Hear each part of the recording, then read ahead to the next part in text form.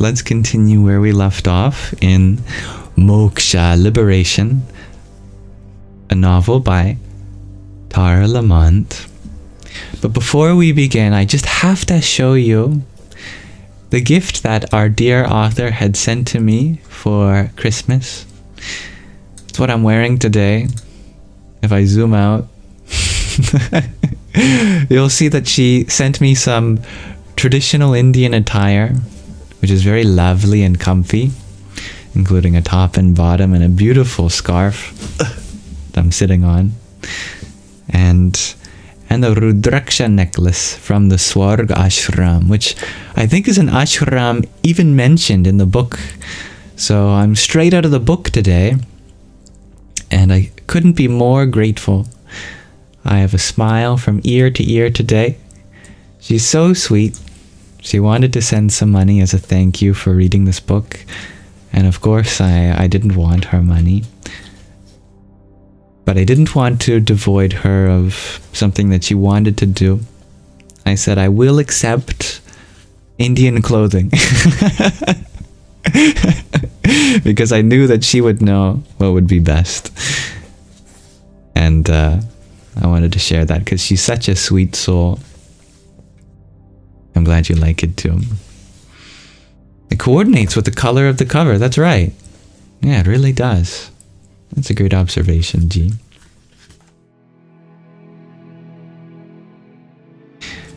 All right. We left off with our protagonist in the Himalayas. Let's see.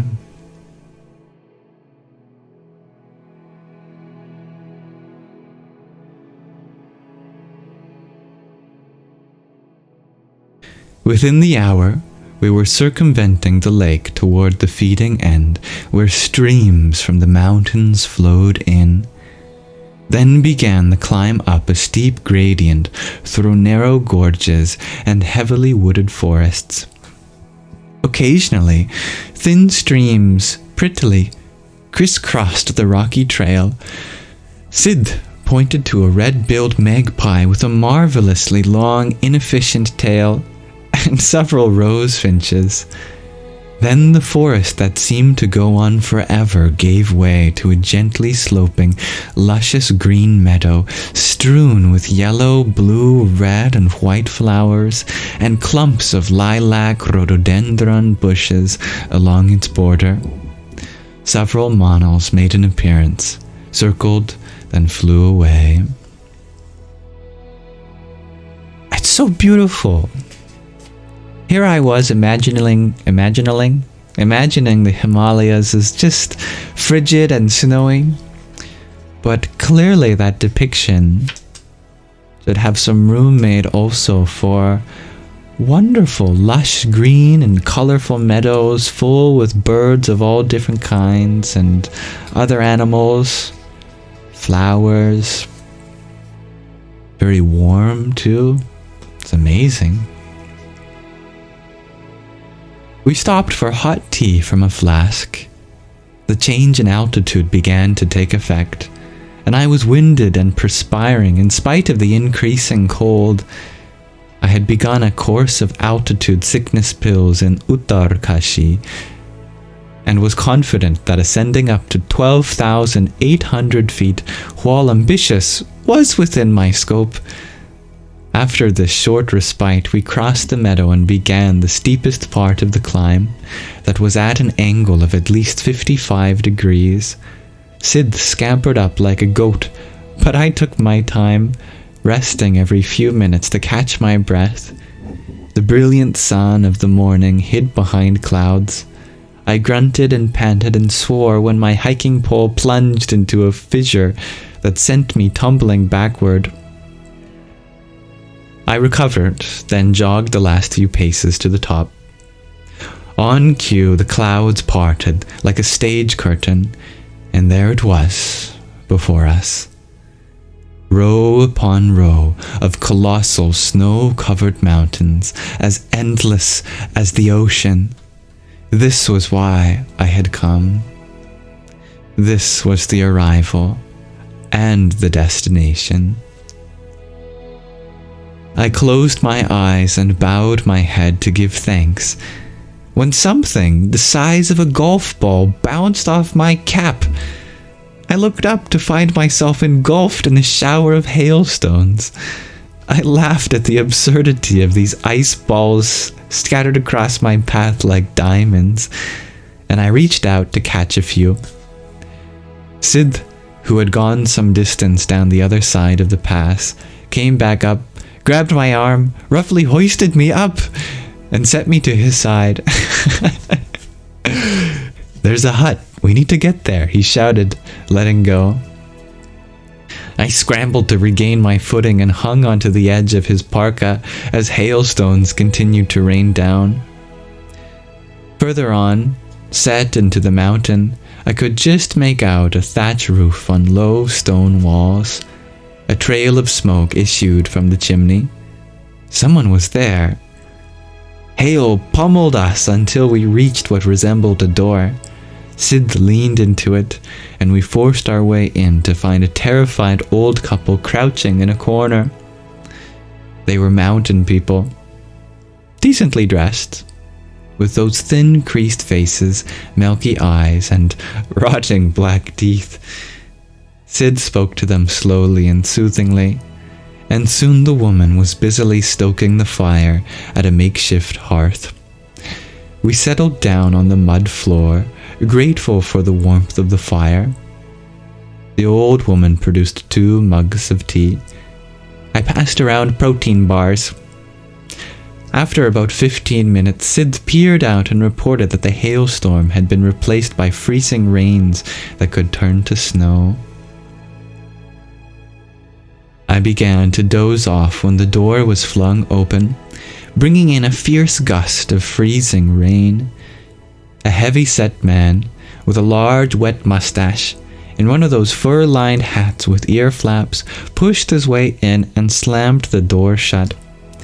He surveyed the hut, took us in, and nodded. "Nice," he said, then peered down at me. "You!" He was Jonas Gerhardt.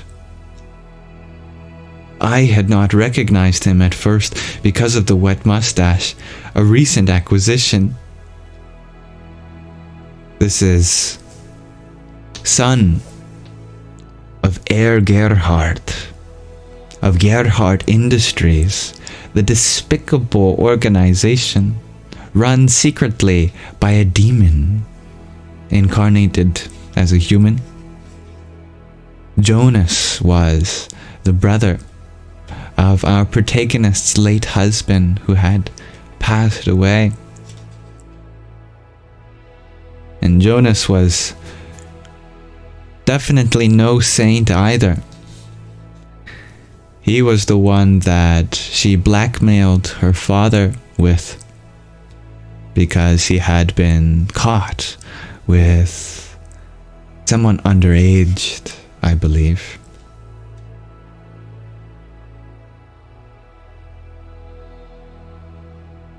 He threw off his boots and flung them near the fire, narrowly missing the old woman, then sank to the floor with a grunt and stretched out his monstrous legs. "Fraternizing with the natives, I see," he leered. "How low can you stoop? Hey," he clicked his fingers at Sid, "you speak their language?" "Move your boots away from the fire," Sid thundered. Jonas looked up with a dumb expression of surprise that a bear might wear when confronted. "She cooks her food on that fire," Sid went on, his voice reverberating in the small space. "You show no respect. Move your boots." "Boots, they're wet," Jonas said, genuinely confused. "I said, and I won't repeat it. Move your boots." Alarmed, I touched Sid's arm. The old couple shrank into a corner. "Calm down, man," Jonas continued evenly. "I'll pay. All these people want is money. Mullah." He rubbed his fingers and twirled his drooping mustache in case Sid did not understand. "I'm leaving my boots right there. What are you gonna do? Make me?" Why not? Sid sprang up, grabbed the boots, opened the door, and flung them into the rain and sleet. Jonas jumped up in astonishment, not believing what had just happened, but Sid swung around, latched onto the fury lapels of Jonas's jacket, and with a deft move propelled him to the door and hurled him out. He reached for Jonas's mega backpack, flung it out, and slammed the door shut.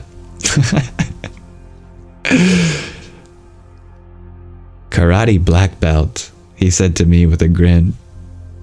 He'll come back, I managed to croak. He is a champion wrestler. Right. Sid pulled out a revolver. Black belt is fine, he said, but gun belt much better. I staggered up to stop him, but he was out the door. I stumbled forward. Jonas was advancing toward us when Sid fired a shot, grazing his sleeve. Keep moving. Sid waved the revolver. Go on. Next time, I won't miss. Yeah, Sid. He fired again, narrowly missing Jonas's head. He remained outside for a few moments, then came in. I was curled up in a ball, trying to become invisible, a bundle of rags. Sid was not right in his head. He had encouraged the boys to build that polluting bonfire and had probably killed a man for trying to dry out his boots. Now he was carrying on a lively conversation with the old man, while the old woman stoked the fire and placed an aluminum pan on it. In a few minutes, she produced bowls of noodles and a steaming broth. I was trapped. We might be washed away, the roof might collapse, or I might provoke Sid with some unintended gaffe. The Ganesha rest house was at least 3 hours away. When and if the weather eased, I could make a run for it. Ram Singh and Mohan would surely be looking for us. Would Jonas be lying in wait? Or, and this was more likely, his body would be found in pieces at the bottom of the valley. If I made it out, I promised myself I would make a full report to the police. There was little to do at the moment but slurp up the soup and stay absolutely still. Time to go. Sid handed the old man a wad of notes. The rain has stopped. Need to make it down before nightfall. What about them? I asked after the old couple. They'll be fine. They'll remain here a while, then go down the other side to Yamunotri. They are nomads and face this journey every winter. I dug into my backpack and came up with a sweater that I presented to the old woman. I murmured my thank yous and goodbyes.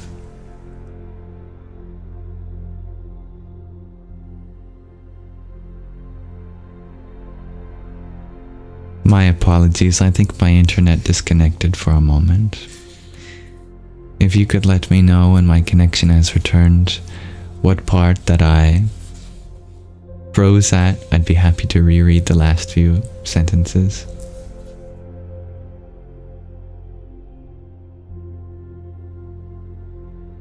They are nomads, thank you, Stevie G, and face this journey every winter. I dug into my backpack and came up with a sweater that I presented to the old woman. I murmured my thank yous and goodbyes. Luckily it froze just at the end, as we'll pause a reading there for now. Thank you for listening. We will see what happens next time. See if Sid has gone crazy, or if, as the divine father of the universe, Shiva incarnate, he is just engaging in his stereotypically tamasic behavior, ready to stand up for the vulnerable and fight against the wicked. I hope you'll join me next time as we continue reading Moksha liberation.